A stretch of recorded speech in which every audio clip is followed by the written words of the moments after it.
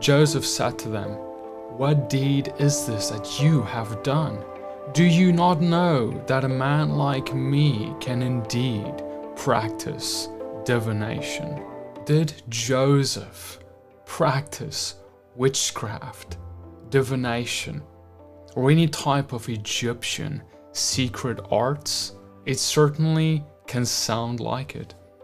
And surely these verses have been pointed to by many in the New Age or witchcraft communities of this world as proof text that, look, even Joseph, this biblical character that is so central to God's mission, practiced necromancies, divinations, and even had a cup that he used to do all these things by.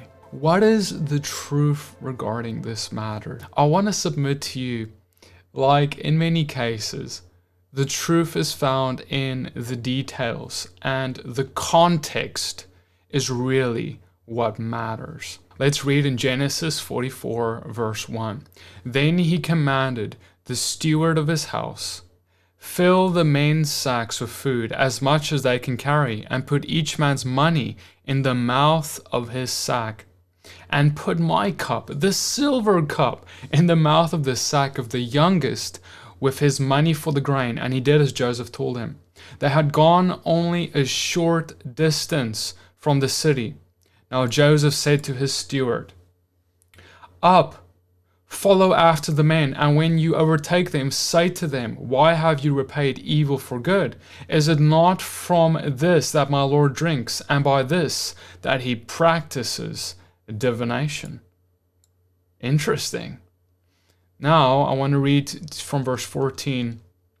And he goes on and he says, this is now when the servant went after them, pursued them, and accused them of taking this cup. When Judah and his brothers came to Joseph's house, he was still there. And they fell before him to the ground. Joseph said to them, "What deed is this that you've done? Do you not know that a man like me can indeed practice divination?" And Judah said, "What shall we say to my Lord? What shall we speak? How can we clear ourselves? God has found out the guilt of your servants. Behold, we are my Lord's servants, both we and also in whose hand the cup has been found." All right, so the context of this story, as you can already hear, there's a lot more going on than these two verses sounding like Joseph has a cup of divination. What happens is that Joseph's brothers had just visited him after not seeing his brothers for years. These brothers who betrayed him, they're now before him, and they leave, and Joseph said to his servant, "Go plant a cup, my cup, in their sack, and then go after them and accuse them of stealing it." Right? And then now we see the brothers are brought to him, and he says, "You know how I knew this, right? I have a cup of divination, and I use this cup of divination to know when you are stealing things from me, or to know anything in the world that I want to know." And this really scared his brothers, as is clear. Now, I think if you just listen to this story from the outset, and if you know anything about what divination is, what witchcraft actually is, then you should know that it didn't take any amount of witchcraft to know, for Joseph to know, that his brothers had this cup. Why? You don't need to be getting any revelation if you're the one who planted it there. All right, like if this is divination, like there's nothing supernatural about it.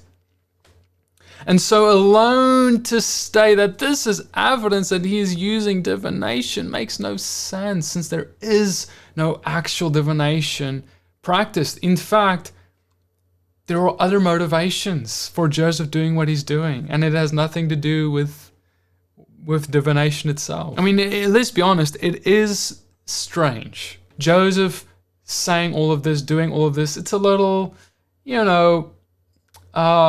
not the most honest of works. But Joseph would not be the first of the line of patriarchs to not be honest in all their ways. But why did Joseph do all of this?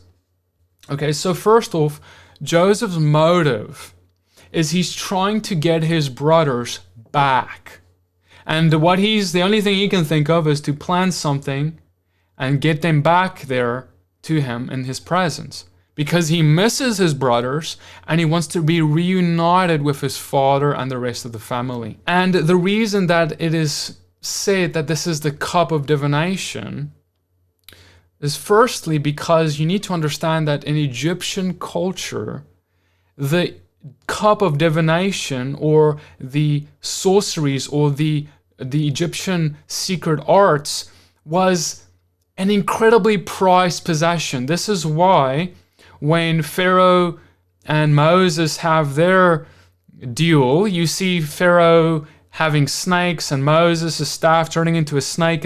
And this is the way that in Pharaoh's mind, the true God is determined by magic powers. Dark arts was a huge deal in Egyptian leadership. So when Joseph is saying, you didn't just take any cup, you took my cup of divination. This, on the ears of those brothers, is a scary, a very threatening accusation. Because it's not just now that they have stolen a special cup, but they also now think that this man, this right hand of Pharaoh, has power to know things, that we cannot hide anything from him. And so Joseph is disclosing all of these things to intimidate them because he is about to test them. So if the brothers feel that they cannot hide anything from this Egyptian, they will perhaps be more upfront about their intentions. And the test that Joseph's presenting them is he plants the cup in Benjamin's sack, Benjamin being the youngest.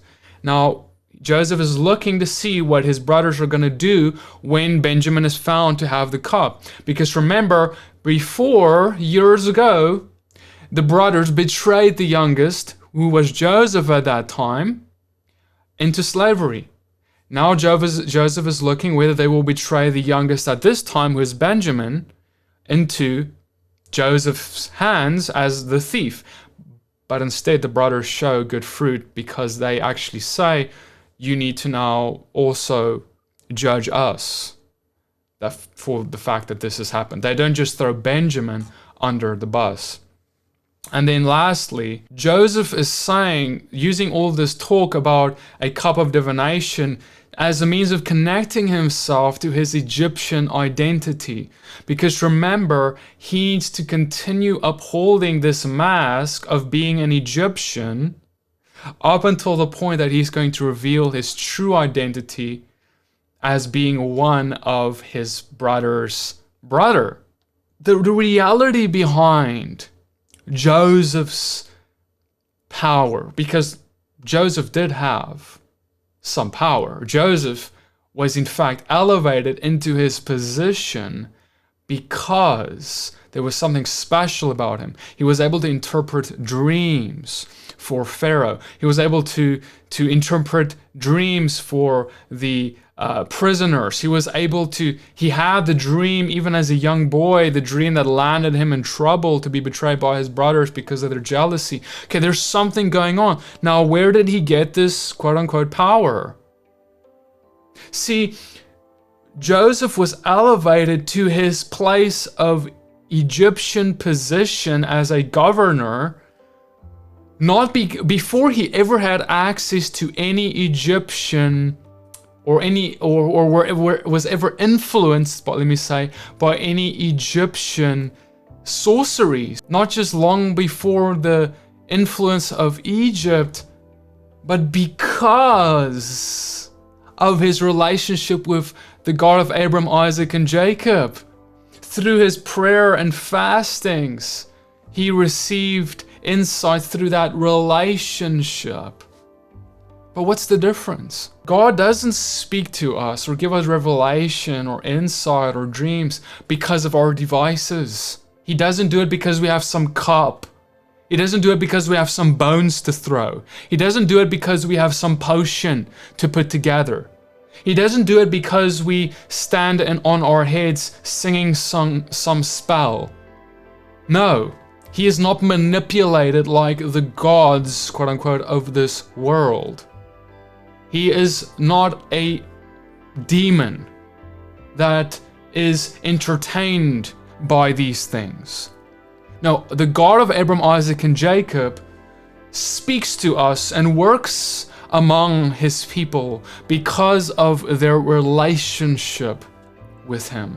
And that's why he came to say, Deuteronomy 18 verse 10, where he said, "There shall not be found among you anyone who burns a son or daughter as an offering, anyone who practices divination, who tells fortunes or interprets omens, or a sorcerer or a charmer or a medium or a necromancer or one who inquires of the dead. Whoever does these is an abomination to the Lord. And because of these abominations, the Lord your God is driving them out before you."